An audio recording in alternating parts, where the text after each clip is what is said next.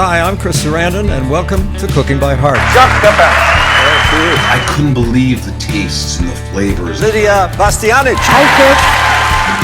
Where we revisit the vivid memories of the food we grew up with and the people and the stories attached to that time in our lives. My guest today is actor Clint Howard. Howard started working as an actor over 60 years ago when, as a 2-year-old, he first appeared in 5 episodes of The Andy Griffith Show. As a child, he continued to work on such television shows as The Streets of San Francisco, The Fugitive, Rod Serling's Night Gallery, and then, as an 8-year-old, in The Red Pony with Henry Fonda and Maureen O'Hara. As an adult, his television credits include numerous Star Trek episodes, Arrested Development, Married with Children, Seinfeld, and among many, many others.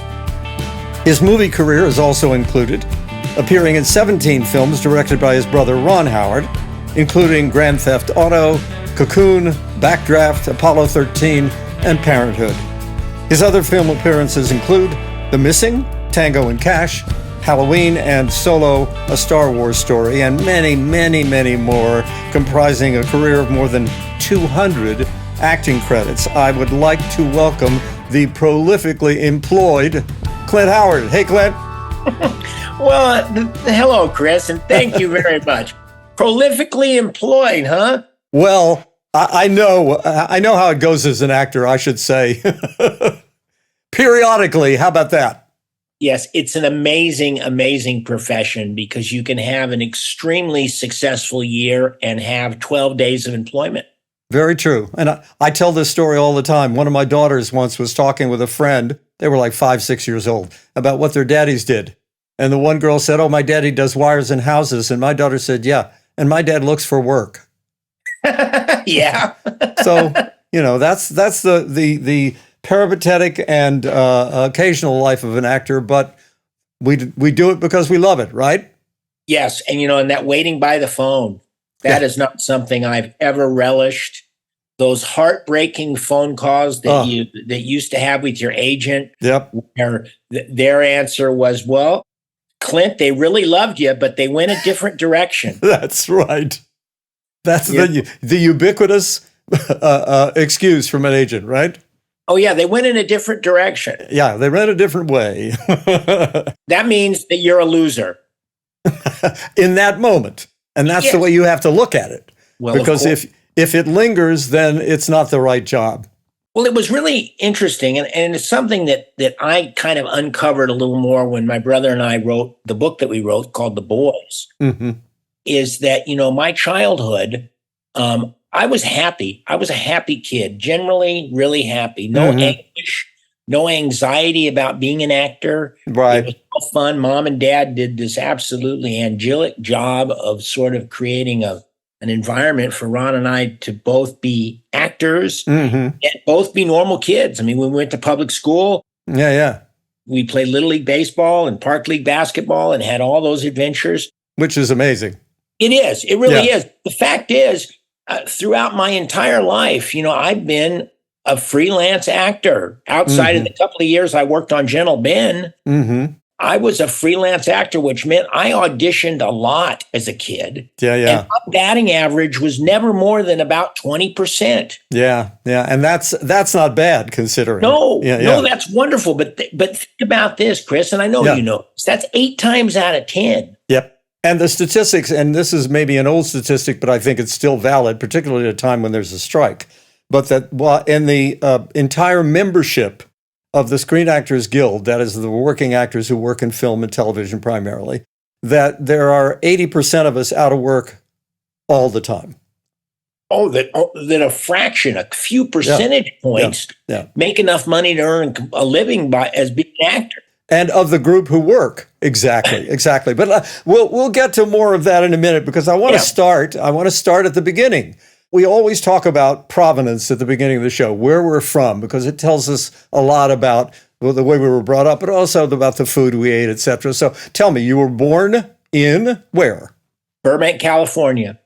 And still live there, right? Yes, I do. Yes, my wife, Kat, and I, we live roughly a half a mile from the high school that I graduated from and the hospital where I was delivered. That's extraordinary. So now tell me about your parents. Well, Rance and Jean Howard, they were from Oklahoma. Mm-hmm. My mom was from a small town called Duncan, Oklahoma, and my dad lived on a farm outside of Ponca City, Oklahoma. Mm-hmm. They were born both in the very late 20s. And so they grew up knowing what the Depression was about. Mm. So, but anyway, my mom and dad, both products of that, of the Midwest. How did they end up in Burbank? They had the gumption and the gall to think that they could make it in show business. So they had met previously, obviously, before they ended up there in Oklahoma. Yes, well, actually, they met. My mom and dad met at the University of Oklahoma. Mm-hmm. And when mom and dad met, sparks were flying. And actually, when my mom met my dad, my mom was engaged to another fella. Aha. Which was, listen, at times were different back then. Yeah. And, it was, that was certainly, as my mom and dad used to tell it, exciting times for them. They both developed the show business bug, and they didn't see any reason why they couldn't pursue show business. And sort of with the blessing of their parents, although that was a little iffy, because I don't think that, my dad was the firstborn son of a farmer, and he was expected to stay on the farm and take over the family farm. Right. He didn't have any desire to do that. And in fact, at one point when my dad was 12 or 13 years old, his father, my grandfather, said to him, "Harold, you better find something that you're good at, because it sure ain't farming." Mom and dad went to New York, and actually my dad broke in and officially had grabbed his first significant role. He grabbed the role on Broadway in Mr. Roberts. That was my dad's first break. And then from that, things kind of snowballed. And finally, dad ended up migrating to California. This is 1959 when I was born. But about the play, Mr. Roberts, the only reason why my brother got into show business was he, by osmosis, had learned a scene from Mr. Roberts, because he was there in the universe of doing plays. Right. Now, Ron is older, right? Yeah, Ron is 5 years older. Right. When I was born, Ron was 5, and he had just gotten the Andy Griffith Show. Right. But as far as Mr. Roberts goes, Dad recognized that Ron had learned this scene between Pulver and Doc. And a funny scene. I learned it too as a kid. I can't recite how long. But anyway, Dad used to have Ron do it for his friends when they would have cocktail parties and they would have social gatherings. My brother, at being, 4 years old, knew the role of Pulver. Mm-hmm. And they would do this scene, and apparently it was a big hit, amongst their friends. Right. One day, my dad was making the rounds in New York, and he had went to a casting office, and he was expecting to get an opportunity to see this casting director. As you didn't wait for a phone call. You went around and made the rounds. So my dad made the rounds, and this casting office was filled with children. And my dad left a message for the casting director saying, "Listen, I'm sorry. I see you're too busy to see me today. I see you're busy casting." And as a PS, he said, "I have a son who's a terrific little actor." And, he left his phone number, and that casting director called my dad and said, "Are you serious about your son?" And my dad says, "Oh, yes, he's a great little actor." Because my Ron had already started doing, this character of Doc and getting big laughs. Mm-hmm. My dad took Ron into that casting office and performed the scene from Mr. Roberts and Pulver, and just killed. Killed, right. And then apparently the casting people and the director asked a question. Well, can he do anything else? Mm-hmm. And my dad honestly said, "I don't know." And they gave my dad a little scene to do, to take Ron home and prepare it, come back and do another audition. And sure enough, Dad was able to, get Ron to learn this dialogue and to learn the character. And they went back in, and they were really impressed. And it was a movie called The Journey with Yul Brynner and Deborah Carr. Mm. And Ron got the role as Deborah Carr's son. Mm-hmm. It was going to be 3 months in Austria. And my mom and dad thought, wow, what a gift. We get to have a family vacation, and Ronnie can make a little money, and we can put it in the bank, and we can save it for college. Mm-hmm. Thought it was a one-off. Did not think that all of a sudden they had a little movie star in their hands. They just thought this is a wonderful, fresh, fun thing to do. Yep. And Ron went. They went over to Austria and had wonderful adventures. He was in the movie. The movie was well received, but it didn't do real well. It had a great cast. I think Lee J. Cobb was in it as a very young man. Of course, Yul Brynner, Deborah Carr. And from that point, once the business, as you're probably aware of this, once the business smells that there's somebody that's got some talent and got some technical ability, then all of a sudden he started working, and he did Playhouse 90s and he did GE Theater. All of a sudden, Ron got established as a 4 or 5 year old kid that could act. Yeah. At which point, television was sort of leaving New York and things were shifting to Los Angeles. And it was my dad's agent who actually said, Rance, I'm sorry to tell you this, but you need to leave town. Yeah. You need to go and pursue your career in Los Angeles. In LA.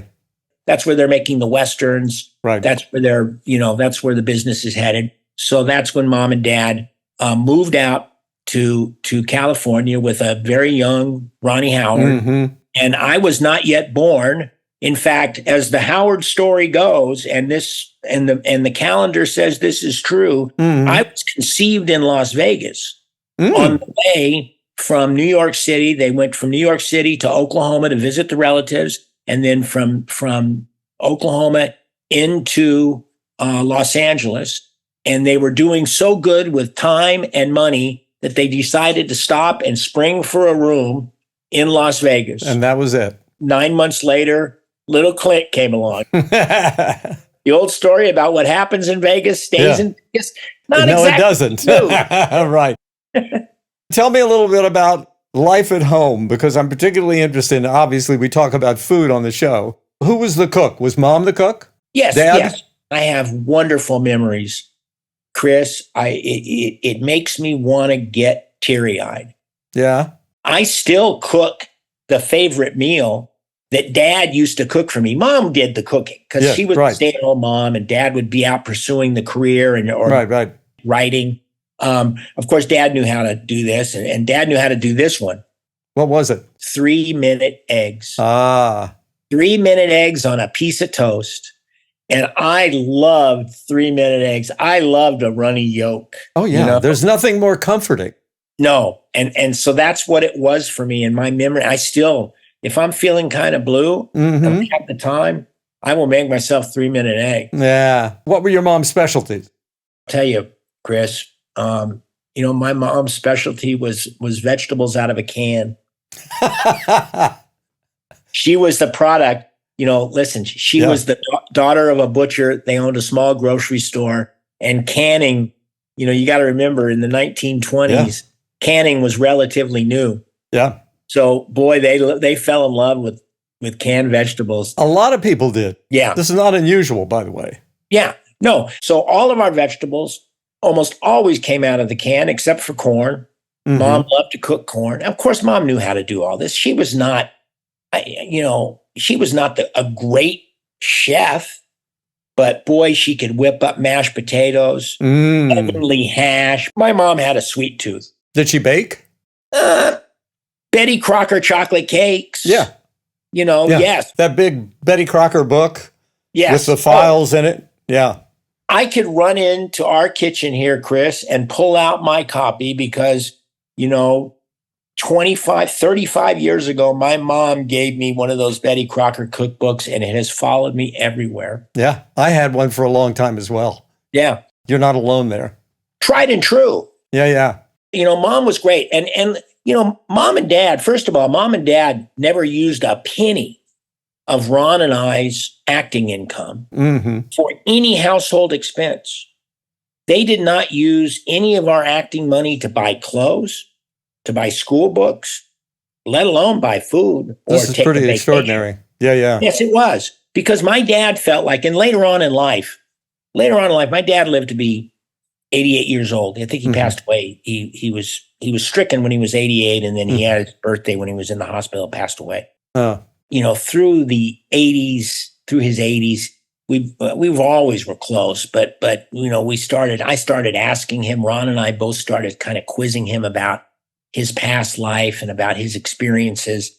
And he shared with us, openly about what his philosophies were and what his early days were. In fact, much of the information that Ron and I used to write a couple of chapters of The Boys was information directly gleaned from Dad. From your father.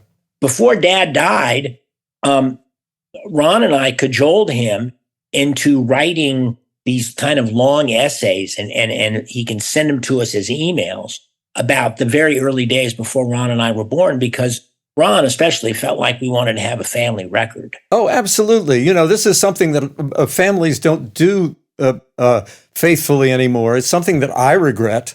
I knew a fair amount about my dad because he immigrated here when he was in his 20s. I knew a little bit. I'd seen photographs, etc. But I never really sat down with him like you guys did and said, Dad, tell me about it from the beginning. Yeah. What was it like? What was your earliest memory? Where were you at this point? You guys are very lucky that you have that experience with your father. Yeah. Well, listen, I'm very fortunate that Dad was a writer. And Dad had no interest in writing a book. We tried to get Dad to write a book about being a child actor whisperer because he obviously was phenomenal at dealing with child actors. Right.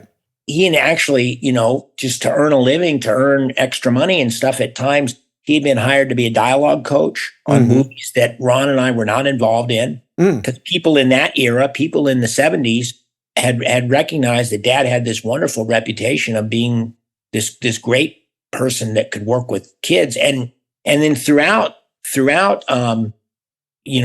his life and mine, people would always want to pick his brain about, how to get the best out of a child actor. Let's get back to the house in Burbank. You're a young food. boy. Yeah.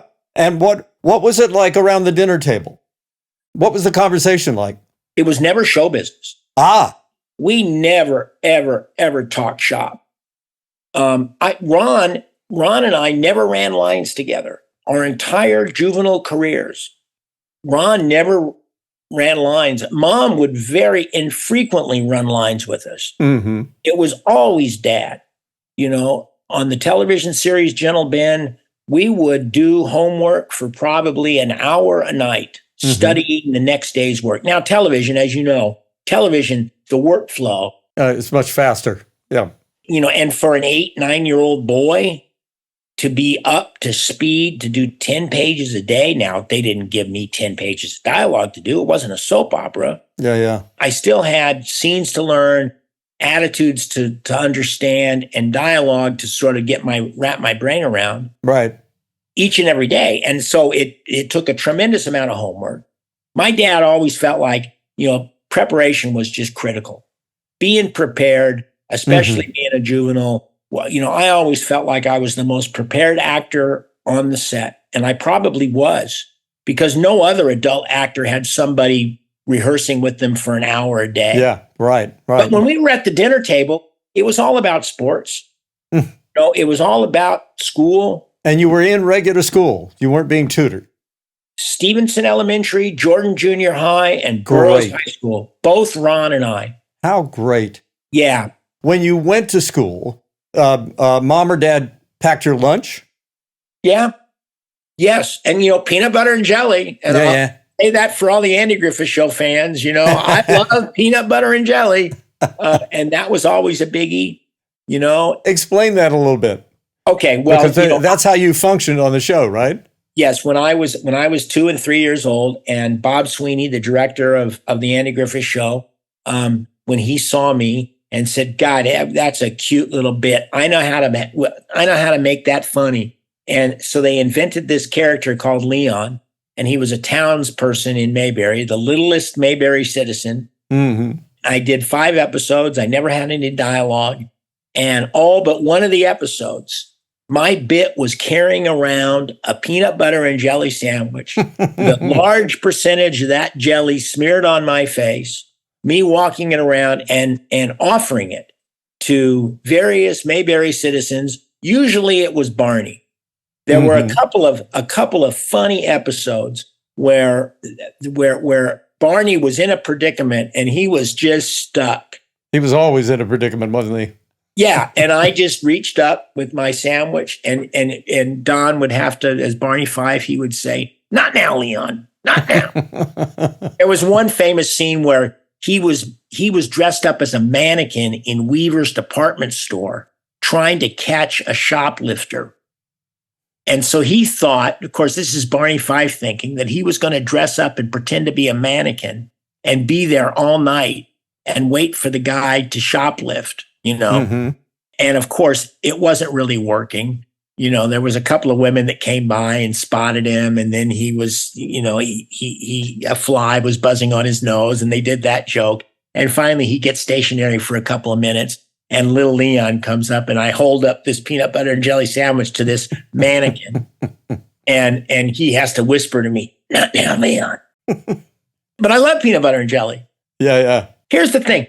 Mom was Mrs. PTA, and Mom was Mrs. involved in school, and Dad was too, for that matter. But in those days, especially, PTA was really a woman's place, and my dad's job was to put together the booths for the school carnival. The night before they would have the school carnival, Mom would enlist Dad to get his hammer, his tool belt, his saw, and a bunch of those nails, and bang together the booths so the children could try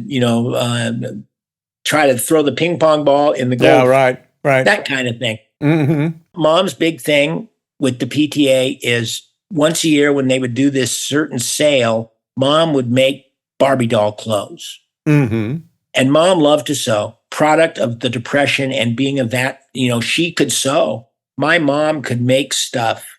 My mom one time made me a ping pong racket case, which when I was about 13 years old, and I was a really good ping pong player. And, it was, it was a wish. It was a wish list. And Mom made me this ping pong paddle friggin' case. And it was the bomb. It was just absolutely. But Mom made Barbie doll clothes.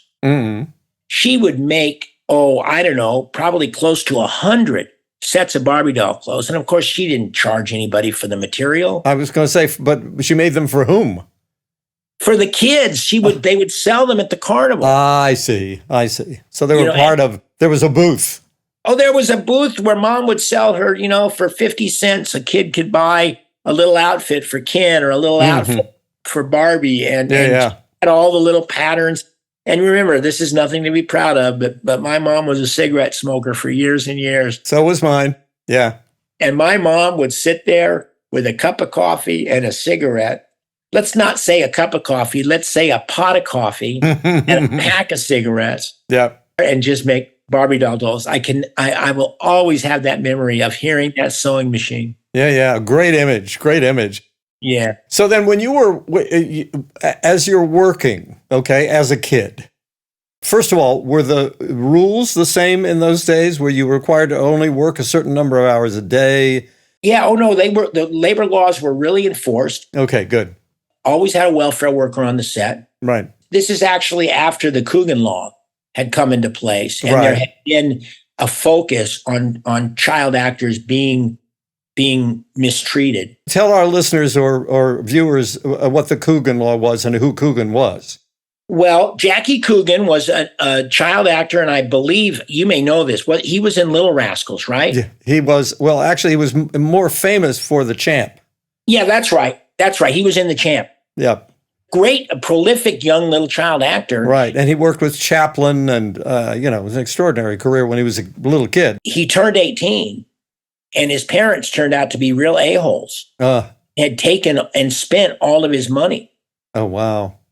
And he was like literally, penniless as an 18-year-old. And after having this prolific career, then the public loved him. At which point, I think it was the state of California. It may have been a national law eventually, but it was the state of California that instituted a law, a certain percentage. I don't know what it was. I don't want to just throw a number out. Yeah. It's a legitimate percentage of what a child actor makes goes directly into a trust that can't be touched by anybody until they turn 18 years old. Right. It was really designed for studio actors back when there was a studio system. Ron would have a certain percentage of his checks from the Andy Griffith Show, because it was a California show, right, put away. So Ron had a nice little chunk of change when he turned 18. Mm-hmm. I had a much smaller chunk of change because Gentle Ben was done in Florida.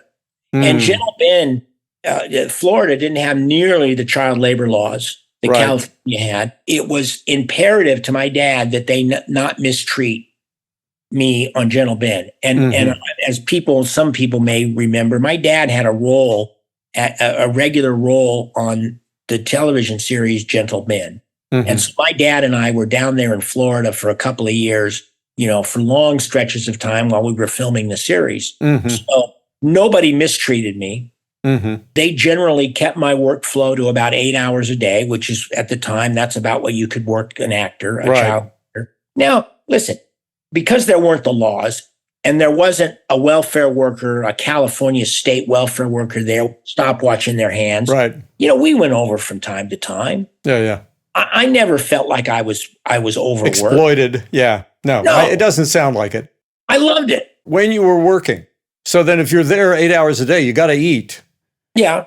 Did you eat the set food that everybody else got, or were you treated differently in any way? No. Oh, no. I would queue up with the cast and crew, just like anybody else. Right.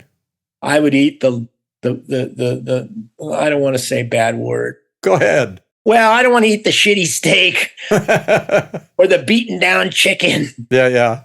I love being down there working on Gentle Ben. And it was a wonderful experience. And, I worked hard and I played hard, and I'm sure I was burning a lot of calories, and I ate a lot. And I remember having my first Mountain Dew down in Florida in 1968. What is that? Like twice the sugar and twice the caffeine. Yes, of any other soft drink. I know. Yeah. No, listen, but it was catered food. For those folks who are listening and watching who may not be aware of this, but sometimes catering food is very, very good, and sometimes it's not so good. Well, yeah. Do you have any memory of a time when you ate something on a set when you went, "Oh my, this is unusual. This is amazing. I've never had anything like this in my life"? Or am I in cloud cuckoo land even thinking that? No, in adulthood. First of all, as a working actor in my 20s, 30s, and 40s, especially, I developed a routine of not eating at lunch. All of a sudden, I felt like that when I ate, I'd get a little tired. Yeah. And if I ate in sections, and that's craft service is wonderful. And I would have pretty good discipline when it would come to craft service. I wouldn't always pile on the crap. Sometimes the folks listening or watching don't know what craft service is. Explain. Craft service is the finger food that gets set out for the crew to munch on. Right. It's not a sit down meal. It's a table where it can be as elaborate as shrimp scampi or steak tartare, or it can be as simple, like on a Roger Corman movie, as a bowl of Snickers or goldfish. Right. Jujubes. Yes. Right. Right. Roger was notorious, and there are food stories about that, about Roger Corman and his exploits, which I admire Roger, and he gave a lot of people a start. Crews would damn near mutiny because they would get to the set. And if Roger could get somebody to make lunches for $2 a plate, of course he would use somebody to get lunches for $2 a plate. Right. On the big studio movies, the food is good. But I've just, as an adult, I learned, I don't need to eat. I'll eat in the morning. That's one thing my dad always taught me. Yeah. always show up to work having had breakfast. He thought it was bullshit that they even offered breakfast to people participating in show business, because in my dad's mind, when you show up for show business, when you show up to work, you show up having had breakfast. Yeah, interesting. If that means getting up an extra half an hour early and making yourself some oatmeal and making yourself some eggs and some bacon or whatever the case may be, do it. So I was never a big breakfast burrito guy. Which is much more the case now. When you arrive on a set now, there's usually a food truck there, and they're making breakfasts for everybody, mostly for the crew. Yeah. There's an expectation of food. Yeah. And that's something that always baffled Dad and I. I mean, listen, I understand the theory, and it probably is a decent theory, but just personally, I like to show up to work ready to frigging hit my mark. I like to show up to work to be able to get into my wardrobe, get ready, go through makeup, get to the set, and ask the director, what are we doing first? And not, excuse me, I got to go get another Danish.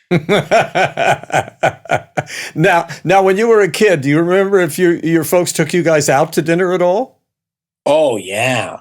What sort of places did you go to?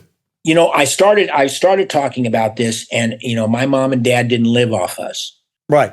We lived under Dad's means because Mom didn't work. What Dad earned is what the Howard family lived on. So we probably ate out maybe once a week. And we would go to usually, one of the first Sizzlers in the United States was in Burbank, California. And very early on, economical way to have a piece of meat. Yeah. An economical way to have a steak. And we would go to Sizzler a lot. In Burbank, there were a couple of non-franchise, non-corporate restaurants that we would love to go to. My dad loved to go to a place called Alphonse's. And back in the 60s, there was a place in Burbank called the King's Arms, and it was fancy. This is familiar to me for some reason. It was on Riverside Drive. Yeah.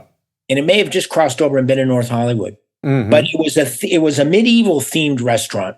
Right. This is the 60s. And out front, they had King Arthur's sword cemented into a thing, like, a wishing well thing. A faux rock. Yes. Yeah. And you could, and as a child or a drunk patron, you could take a whack at trying to pull the sword out. Right. For me, Excalibur. Yes. For me, after a couple of Shirley Temples, which is basically a cocktail with training wheels on it.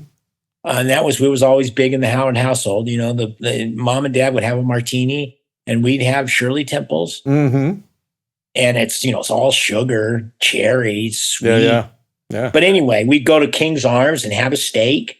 And afterwards, I would take a whack at pulling out the sword. Chris, I'll tell you something. I'll let you in on a little secret. I think I maybe kind of loosened it a little bit when I never able to pull that thing out. Not like the young Arthur. We got to remember Burbank, not just the home to studios, but home to a little thing like aerospace. Lockheed was the home of Lockheed was in Burbank, California. So there was a huge aviation industry. So Burbank got built on the backs of that. A lot of them have gone away, but there were wonderful, wonderful restaurants. What was it? A smooth transition from your being a youthful, if for want of a better word, child actor, and becoming an adult, or was that a period when you really had to sort of figure out how to do it? Oh no, I knew what. Listen, I mean, not how to act, but just the struggle of transitioning. From the time we were aware, 10, 12 years old for each of us, I wasn't aware of this conversation that Dad had with Ron. Yeah, I got to see. I was in a great spot, Chris, because I got to witness Ron. Ah, right. See, when I was 11, Ron was 16, and he was going through what I was going to be going through, which was a tough period. Yep. Because when you're 16 years old as an actor, and casting directors and producers can start looking towards a young-looking 18-year-old to play the same role as a 16-year-old, they don't have to worry about welfare laws. Yep. They don't have to worry about having a parent on the set. Mm-hmm. So there's a lot of 18-year-old men that get work playing 16-year-olds. Always have and always will be. Oh, yeah. This is rife throughout the industry, even today. Yes. Guys in their, and women, young women and young men in their 20s who are playing teenagers. Yes, I know. I did a movie called Fright Night, and at the time, William Ragsdale and Amanda Burst were both in their 20s. Yes. And they were playing teenagers. Yes. Well, I'll let you in on a little secret. You know, American Graffiti. Yeah. American Graffiti, which was about a bunch of kids going off to college. Mm-hmm. My brother was 18 years old when he made American Graffiti. Rick Dreyfuss is 11 years older than my brother. Richard Dreyfuss, who got nominated for an Academy Award for American Graffiti, was playing a kid going off to college, and he was in his late 20s. Right. So that is to your thing about the business. Anyway, Dad had prepped me for this, and I love to act. I enjoyed the set. Mm-hmm. I enjoyed the idea of building a character and getting a response. Mm-hmm. But one thing I've never done, Chris, is I have never done a stage play. I've never had that direct feedback. And throughout my entire life, my dad said, "You're really missing the boat, son." Because there is that connection, there is that energy, there is that vibration that you have that you don't get. Yeah. My dad said it's damn near orgasmic when you're up on stage and you feel that audience, whether it's a comedy or a drama, you feel that connection. Oh, yeah. Listen, I've always been a working actor. And there was one time, actually twice, I was in rehearsals to do one of these little equity waiver plays, which, there's a lot of them in Los Angeles, right? And I got into rehearsals, and I was rehearsing with him for a couple of weeks for this thing that was going to run for 4 or 5 weekends. And a funny thing happened. I got a real job. Yeah. For those, viewers and listeners who don't know, but equity waiver theaters in Los Angeles, essentially it's the Actors Equity, which is the Actors Stage Union, which allows actors to work for little or no money in plays in order to get experience and also to get exposure. Yeah. Showcase. Yeah. And they're not union contracts, so you're not making a lot of money. And if you get a job, off you go. I'd love to see one of those little houses that actually paid anything. So anyway, on 2 separate occasions, I had to tell these people, I go, guys, it seems like a great project and it excites me, but I got to earn a living. Absolutely. I've had this experience, by the way. I understand Waterboy. Totally. I got an opportunity to work on Waterboy. Yeah. How am I going to turn down working with Adam Sandler on a big studio movie? Yeah. For me to do some equity waiver thing that maybe I can get 10 casting directors to go see. Yeah. And quite probably, or possibly anyway, that nothing will come of it. Yeah. And my Chris, you probably are aware. Listen, I would love to interview you. I should get a podcast and I have you. But God, what happens if you rehearse a play, you read it, and you read the play, and you go, yeah, I think this might work, and you get it up on its feet, and you rehearse it a little bit, and you make a commitment to be in it, and yet, you do the previews and you do the opening night, and it sucks. Oh, listen, I've been through a few of those. I've done a couple of Broadway shows that happened with. Oh, man, there's nothing quite like that letdown. Oh. Well, and the professionalism that you must have. Oh, absolutely. Say that you're now performing in a turd bird. And yet, as a pro, and by God, you got paying customers, you got to figure out a way to make this character of Ernest in the turd circus work. And so anyway, I haven't had that. I haven't had that direct feedback. I'm now in plenty of turd circuses in films.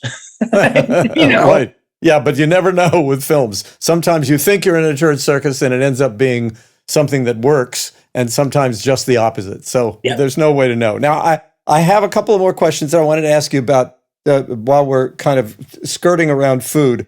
You've been on locations, obviously, where you've worked someplace out of town and you've been there for a while. Do you recall any locations that you were on where, because I had this memory, I did a podcast with my ex-wife, Susan, and we were talking about being in a either a location that's relatively exotic or in a foreign country or whatever, where the set food, the catering was just amazing. No, I haven't had that experience about amazing catering, but I will tell you, right away, Jackson Hole, Wyoming, back in the early, very late 60s, did a movie called The Wild Country, and it happened to be, I played my brother's brother for the only time that we actually were brothers on screen. It was a wonderful Disney movie, starring Steve Forrest and Vera Miles with Jack Elam, and it was a wonderful experience. And great cast. Yeah, the Howard family got to spend 2 months up in Jackson Hole, Wyoming, working on this movie, and spectacular it was country. Way before it had been, monopolized by corporations and had become an absolute tourist trap. I mean, it was still a sleepy little town. The Silver Dollar Bar was still the Silver Dollar Bar. We talk about this in The Boys. Ron and I both remember a lot of the crew members would on Monday morning would show up to work with a black eye. Busted lip. That these show business people would mix with these cowboys, Jackson Hole, Wyoming, in the late 60s, and there'd be a little tussle. Well, I ate chicken fried steak up in Jackson Hole, Wyoming, and it was absolutely to die for. I still can remember how good it was, and I had the opportunity to be back in Jackson Hole, Wyoming, about 10 years ago. And I went to that same restaurant, and sure enough, they had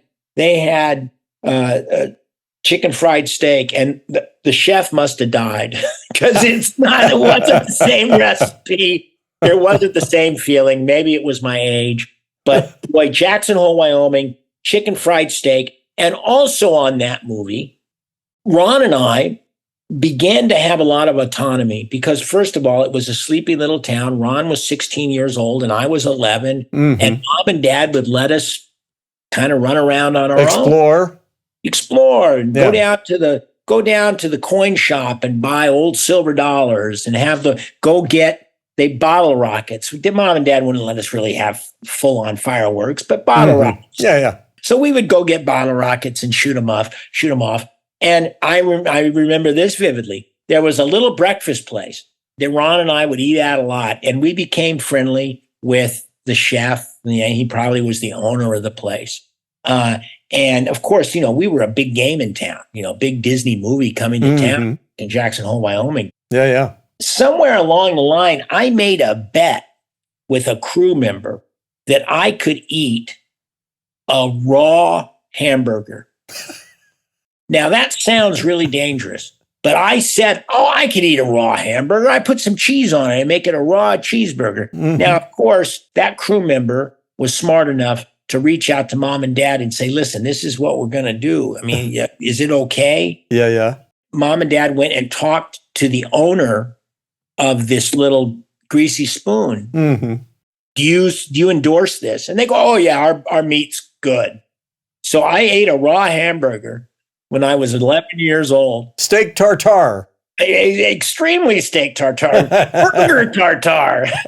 Right. I know we've been gabbing about a lot of different things, and that's what happens when you've been in the business 60 years. There's a lot to gab about. Yeah. My memories of food with my family and being on sets, it's rich. It really is rich. I have my mom's gift of gab. With almost any subject, I could go on and on and on, but especially with this. I'm going to give you a question that I always use to complete the conversation about growing up around food. If there's one memory that you can call forth, and I have a feeling I know what it is already from our conversation, in which when you prepare that meal or someone prepares it for you, or when a smell happens, when you walk through a restaurant, whatever, and it takes you back to a time in your life when you were young and there was something that you loved to eat, what would that be? Well, 3-minute eggs. I had a feeling. Yeah, 3-minute eggs with extra crispy hash browns with toast is just that memory. And also, here's another one. Yeah, sure. Whipped potatoes, which is a lost art.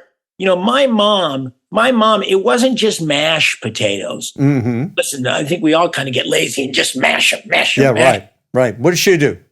She took out the electric, the whipper, and fluff them up and fluff them up and fluff them up. She put milk and butter, and it would just come to life. Nice big pile, a warm pile of buttery potatoes. And I don't see it often at restaurants. Most of the time when they sell you mashed potatoes, that's what they sell you. They sell you mashed potatoes. Yeah, potatoes has just have been sort of beaten the hell out of and then thrown with a little something or other and then served. Yeah, and exactly. This is going to sound corny, but Mom whipped them up with love. Yeah. And that's a major ingredient in any food memory, never mind this particular one. And by the way, after we conclude, I'm going to ask you for a recipe because I ask all my guests for a recipe that is a favorite of theirs that they prepare at home and or something that they remember from when they were younger. So think about it. Okay. Clint Howard, thank you so much. And I can't tell you how much I've appreciated this conversation on Cooking by Heart. Thank you. Okay.